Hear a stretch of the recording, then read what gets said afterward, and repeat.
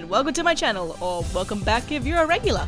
You know the drill. All these incredible, lovely people on screen right now are my patrons, because without them, you wouldn't have a video to watch right now, and I wouldn't have a job, so I think they deserve a massive thank you for giving me so much support. The ones in gold have been here a whole year. Like, what? I don't feel worthy. Anyways, thanks for making it this far. Let's roll the video.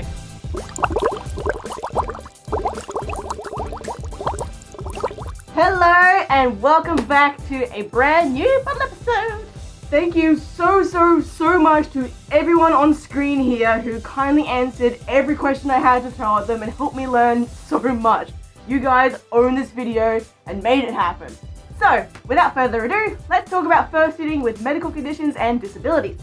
Fursuiting is an activity that can take a fair toll on our bodies, alright? It's extremely hot, all of your senses are impaired, it's exhausting, it can even be difficult just to breathe. This is why it is absolutely essential that fursuiters take all the proper precautions, such as plenty of water, eating beforehand, having a handler, making sure you've got a spot that you can take your head off and take a rest. Worst case scenario, if you are unconscious and unresponsive in fursuit and the paramedics have to be called, they're gonna cut you out of your fursuit because your life is more important than your $5,000 walking carpet. I cannot stress enough how important it is to put safety first. Which is why, if you are concerned about anything at all, ask your doctor. Don't be afraid to tell your doctor about fursuiting, right? They're not going to judge you and point and laugh at you. They're there to help you. And the fact you do fursuit could be some really valuable information for them. I'm not a medical professional in any shape or form, so I cannot give any specific advice here. Only general guidance based on my own and others' experiences. I do, however, have a mild form of asthma, so let's start there. Asthma is a lung condition that makes your airways more sensitive to particular things, which can make them flare up and make it very difficult to breathe or near impossible to breathe. So always keep your puffer on you or with a trusted handler, and always take your triggers into consideration before deciding to fursuit. Such as if dust is a particularly bad one for you, perhaps don't suit if it's a really windy day and a lot of it's being kicked up. Exhaustion can be a bad one for me sometimes, so I always make sure to scout out places that I can stop to have a rest. And if it's a really long walk where I don't have much opportunity to do that, I'll either just partial or opt not to suit. Which is totally okay to do, alright? Don't worry, it's not the end of the world if you miss a fursuiting session to look after yourself. Especially when it comes to disabilities such as diabetes. I get an email almost every week from someone with diabetes asking if they can still fursuit. After speaking with a lot of fursuiters with type 1 and type 2 diabetes, you absolutely can if you properly prepare and look after yourself throughout the day. Type 2 diabetes is when your pancreas rejects most insulin, and your pancreas needs insulin to break down sugars to make energy. And how much will vary a lot from person to person. So be sure to drink plenty of water and take your insulin as you would normally need it. It would be a good idea to let your handlers know that you are diabetic as well, and monitor your glucose levels as you fursuit throughout the day to be extra safe. Type 1 diabetes is when your pancreas doesn't create any insulin to break down that sugar and glucose into energy, because the body attacks the insulin like a virus. Fursuiting uses a lot of energy and can significantly bring those glucose levels down, so it is a really good idea to make sure your levels are stable before you fursuit and to keep a really close eye on them throughout the day.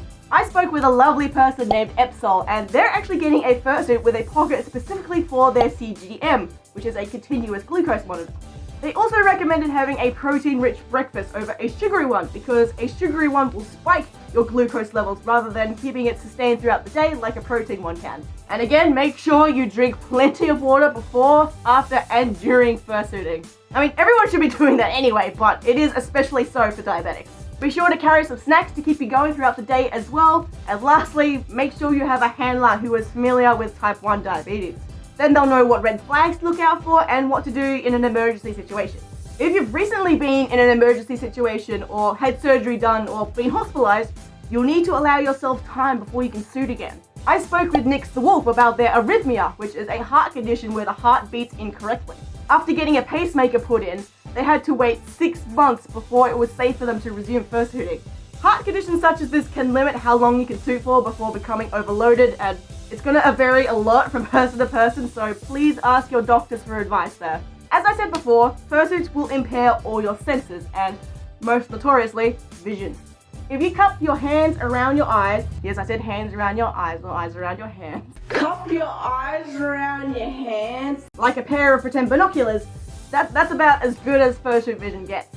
So if you have any conditions that affect your vision already, you should try to find a Fursuit head that accommodates you the best way possible. For example, if you'd like to wear glasses with your Fursuit head, makers can accommodate for that and add extra space for you to wear them.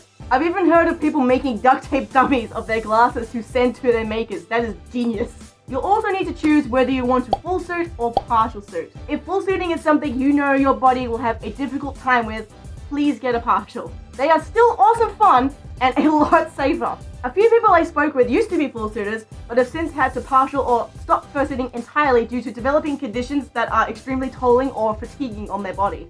I spoke with one of our local Aussie artists, Miko, about their dysautonomia, which is a condition that causes the autonomic nervous system to malfunction. Autonomic meaning body functions that we don't inherently think about or control, such as blood pressure or heart rate. And depending on what's affected, it can create chronic fatigue. I would highly advise people with chronic fatigue not to full suit. If you find yourself getting dizzy, weak, blind spots, extremely fatigued, or feeling faint after suiting for a short amount of time, please go see your doctor. I also spoke with Pulse the Dub Dog, who has been fursuiting for a whole 18 years, with the last 4 of them with multiple sclerosis, more commonly known as MS.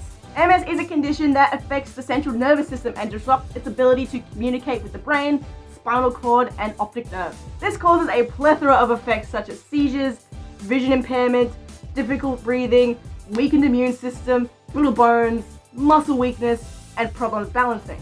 Pulse adapts to this by partialing with a head that has a fan built in, only suiting in cooler conditions, taking as many breaks and unheadings as he needs, and having his wife as his personal handler, who he can also hold on to if he needs it. He also often washes his hands to avoid getting sick, as any illness can be extremely dangerous to people with weakened immune systems. And I think that's something everyone should be doing, so please wash your hands at any opportunity you can, and it's a great idea to carry a little bottle of hand sanitizer in your bag or nearby. In closing, you shouldn't let your condition be the deciding factor on whether or not you can fursuit, unless your doctor says otherwise, of course. But do take your condition into consideration to determine what type of fursuit is going to be best for you. In the end screen, I'll link my types of fursuits videos, which goes into each different type with all their pros and cons things. Always take the necessary measures that are specific to you as well. Everyone will always be a little bit different, even if they have the same condition. And to everyone watching this, please, please, please keep an eye out for your fellow furries. Let's say you've just seen a fursuiter faint. They've gone from there to there. Or you've already found them there, on the ground. Oh dear, that's not good. What should you do? Well, I have a very special guest here with me today, so please welcome actual graduate paramedic, Times Coyote. Hello. Come bend down, you're very tall. Yeah. There we go. So this is Times, and he's going to answer that question for us. So, first thing you do... Hang on, let me jump out of the camera first. First thing you'll do is check for dangers to yourself, the patient, bystanders, anyone you're working with. Next thing you'll do is check for a response. So make sure they're alert, or if they respond to voice or pain even, if you have to go that far. If they're alert, then you can help them up and away and get them to take their fursuit off. If they're not alert, then you're going to need to call for help. So get some first aid and call an ambulance for them. Whilst you're doing that, take as much of the fursuit off as you can, because they're going to be really hot and it's going to be a bad idea to leave it on. Don't touch the head or anything, try to keep their head still, but take off hand paws, the rest of the bodysuit, feet, things like that, and just get a lot of airflow going. And if you've got a spray bottle with water, spray that on them, that'll help as well. There's a lot of other things you can check if they've fallen. If you watch them fall, you might be able to get a better idea, but don't move anyone who's unconscious. It's a very bad idea. Things could go very bad very quick. So just leave the head on and leave that to paramedics to take that off, because there's special ways to do it, but that's not covered here. So there we go. In case you don't know what the emergency number is for wherever you live, here, all they are, make sure you memorize that number. You can save someone's life. Thank you so much for that, Times. That was a very big help. If you see anyone who is super sluggish, unbalanced, not looking well, or just literally on the ground, go and see if they're alright. And if you see someone suddenly reef their head off, go and see if they need any help. I've heard horror stories of fursuiters in serious strive to take their heads off, only for passerbys to belittle them with, "Oh, you're breaking the magic." Don't be that guy. Don't be that guy. If you have any stories, comments, questions, feel free to leave them in the comments below. Thank you so much for watching, and another huge thank you to everyone who helped make this video possible. I hope you all enjoyed and maybe even learned something new. I'll see you next time. Bye!